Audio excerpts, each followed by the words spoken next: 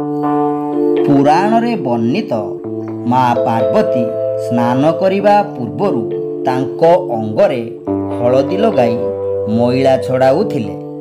तांको मनकु एक कामना आसिला। गौरी कुंडरे स्नान करिबा बेले कुंड निकटकू केही जेपरि न आसंतु।